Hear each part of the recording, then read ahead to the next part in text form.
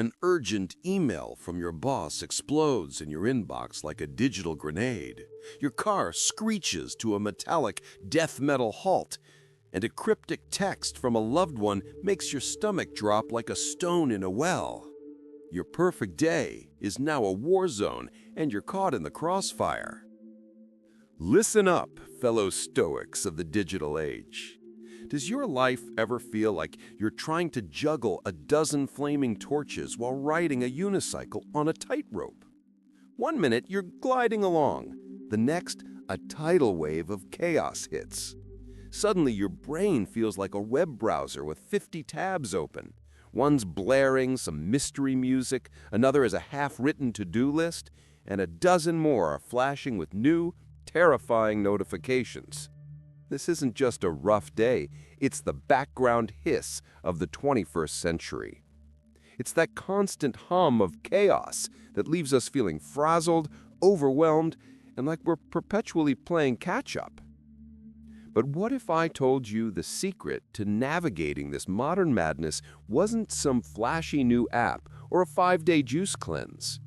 What if the best operating system for your mind was forged over 2,000 years ago by some brilliant chaps dealing with plagues, wars, and Roman politics? Ironic, isn't it, that ancient wisdom can guide our smartphone-filled, caffeine-driven lives?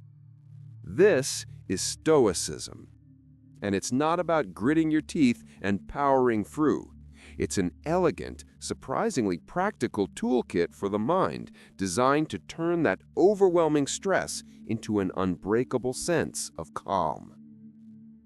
Over the next bit of your time, you're going to discover a simple yet profoundly transformative 3-step Stoic framework to take you from that frantic 50-tab state of mind to a place of focus and control. This isn't about changing the world out there. It's about mastering the world in here. So if you're ready to close a few of those mental tabs and find some solid ground, stick with me. Shall we dive in? The first, and I'd argue most vital step in the Stoic framework is something I like to call the sacred pause. When chaos strikes, our bodies have a script they just love to follow. It's that old fight or flight chestnut. Your heart starts hammering, your breathing gets shallow, and your brain flips a switch from rational human to cornered badger. In this state, you aren't in the driver's seat. Your primal instincts are. You're simply reacting, not responding. Picture this. An infuriating email lands in your inbox. The old you might have fired back a reply typed with pure, unadulterated rage. Your boss criticizes your work, and you immediately spiral into a vortex of self-doubt. You become a passenger in your own emotional storm. The Stoics knew this about us. They understood that the tiny gap between what happens to us and how we choose to react is where all our power is hiding. The legendary Epictetus put it perfectly. It is not things that upset us, but our judgments about things. This is the golden key. The event itself, the email, the criticism, is just neutral data. It's our instant, unexamined story about it that starts the fire. The sacred pause is the art of intentionally making that gap a little wider. It's a quiet moment of defiance against your own lizard brain. So how do you do it? It's simpler than you think. The moment you feel that wave of panic, anger, or anxiety cresting, you do one thing. You stop. Don't type, don't speak, you just pause. And in that pause, you breathe. Not just any old breath. You use a little trick to send a message to your nervous system, telling it the danger is imaginary. The 4-7-8 method is brilliant for this. Breathe in through your nose for 4 seconds, hold it for 7, then exhale slowly through your mouth for a count of 8. Do that 3 or 4 times. This isn't hocus pocus. The long exhale literally flips a switch in your body from panic back to calm. Think about it. You're in a meeting and your project is being picked apart. Your first instinct is to get defensive. Your face is getting hot. Instead, you deploy the sacred pause. You sit back, you listen, and you just breathe. You watch that wave of anger rise. You nod at it, and you let it pass without grabbing onto it. From this stillness, your response will be worlds apart. Instead of an emotional outburst, you might say, "Thank you for the feedback. Let me process this, and I'll come back with some thoughts." You've just gone from being a victim of the moment to the leader of it. As Seneca would say, we often suffer more in our imagination than in reality. By pausing, you rob the chaos of its power to cause the real damage, your own poor reaction. The sacred pause is your first line of defense. Without it, you're at the mercy of every little thing. With it, you reclaim the space to think, to choose, and to move on to the next step, not as a victim, but as a calm observer. Once you've created that little pocket of stillness with the sacred pause, you're ready for step 2, becoming the architect of your attention. This is where we get to the core principle, the absolute superpower of Stoicism, the dichotomy of control. Epictetus laid it out with beautiful simplicity. Some things are up to us, and some things are not. Up to us are our opinions, our choices, our actions. Not up to us is, well, pretty much everything else. Our bodies, what other people think, the economy, the weather. The vast majority of our anxiety, the Stoics argued, comes from a simple mistake. We pour all our energy into trying to control the things we can't while neglecting the one area where we have total power. To be the architect of your attention is to apply this principle like a master craftsman. After you've paused and breathed, the next step is a bit of mental spring cleaning. Here's the practical bit. Grab a piece of paper or open a new note. At the top, write down the chaos you're facing. Now draw a line down the middle. On the left, write things I can't control. On the right, things I can control. Now just dump everything from your brain onto the page. Let's use an example. Say you're on a high-stakes project with an impossible deadline and a difficult colleague, let's call him John, who seems to delight in undermining you. Your list of worries might have things like the deadline, John's attitude, the client being angry, my boss thinking I'm a failure, not getting enough sleep, the fear of making a mistake. Now you become the architect. You sort them out. In the cannot control column goes the deadline itself, John's attitude and his actions, the client's reaction, what my boss ultimately thinks of me. Look at that list. That's the source of your anxiety.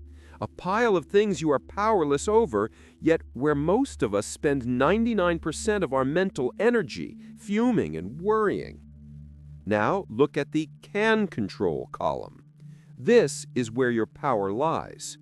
My plan for tackling the project, how I choose to communicate with John, the quality of the work I produce, how I proactively update my boss, my decision to protect my sleep, how I respond if a mistake happens by owning it and fixing it, my perception of this entire situation, seeing it as a challenge, not a threat.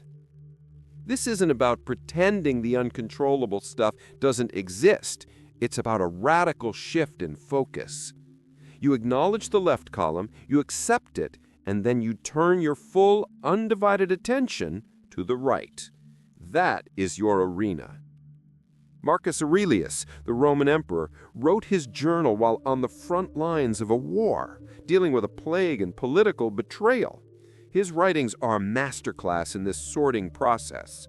He constantly reminded himself, you have power over your mind, not outside events. Realize this, and you will find strength. This wasn't a cute quote for him. It was a survival strategy. By sorting the chaos, you transform a tangled mess of anxiety into a clear action plan. You stop being a frantic firefighter and become the calm architect of your own response. Before we move on, I've got a cheeky little challenge for you. In the comments below, I'd love for you to share which column you find yourself spending most mental energy on, the controllable or the uncontrollable. No judgment here. It's all about building that awareness. Let's get this conversation started. You've paused, you've sorted, now you're ready for the final and most magical step, becoming the alchemist of perception. The alchemists of old sought to turn lead into gold. A Stoic alchemist does something far more impressive. They turn obstacles into opportunities. This step isn't about what you do, but how you see. The Stoics had a powerful idea for this. Marcus Aurelius gave it its most famous framing. The impediment to action advances action. What stands in the way becomes the way. Think about that for a second. The very thing you believe is blocking your path is the path. It contains the exact lesson you need. That difficult coworker isn't an obstacle. He's a personal trainer for your patience. That overwhelming project isn't just stress. It's a high-intensity gym session for your soul. Every crisis is a pop quiz from the universe, testing your courage and grace. The practical application here is to consciously reframe your inner story. When chaos hits, your default narrative might be, "This is a disaster, I'm doomed." The alchemist of perception actively rewrites that script. Here's how. When something difficult happens, first state the objective fact. For example, the product I launched was a complete flop. Now, instead of adding the judgment, "This is a catastrophe," you add a Stoic reframe. "This is a fantastic opportunity to learn what my customers don't want. This is a chance to practice handling public failure, which builds resilience. This is my moment to show my team how we handle a setback with character." See the shift? The event is the same, but its meaning has been utterly transformed. You've taken the lead of the situation and turned it into the gold of wisdom. You are no longer the victim of your story. You are its author. This isn't about toxic positivity or pretending failure doesn't sting. The pain is real. The Stoics would never deny that. But they'd say the sting of the event is the first arrow. The suffering we add with our negative story is the second arrow, and that one is self-inflicted. The reframe is your shield against that second arrow. When you practice this, chaos loses its fangs. It stops being a monster and becomes a forge. It's the fire and the hammer that shape you into someone stronger and wiser. You begin to understand that smooth seas, after all, do not make skillful sailors. It is the storm that hones you. Well, my delightful virtual companions, we started this journey with a mind full of 50 open browser tabs, feeling adrift in the storm of modern life. But we've walked through a 2,000-year-old framework for turning that chaos into calm. First, you learn to find the sacred pause, creating that crucial space to reclaim your power from pure reaction. Second, you became the architect of your attention, using the Stoic superpower of sorting what you can control from what you can't, focusing your energy where it truly matters. And third, you embraced your inner alchemist of perception, learning to reframe obstacles not as roadblocks, but as the very path forward. Pause, sort, reframe. This is the Stoic formula. It's a process that takes you from being a pinball bounced around by life to being the one holding the paddles. The next time the world feels like it's on fire, you won't panic. You'll have a plan. You'll remember that calm isn't some peaceful meadow you have to find. It's a fortress you build within yourself, brick by thoughtful brick. You are the architect. You are the alchemist. If you found even an ounce of value or a smidgen of enlightenment today, do consider giving this video a big thumbs up and subscribing to the channel. Not for the sake of vanity metrics, oh no, but so we can continue this dance of wisdom, sharing, and growth together. And be sure to watch our other video on the Stoic art of journaling. It's the perfect workshop to practice these 3 steps every day.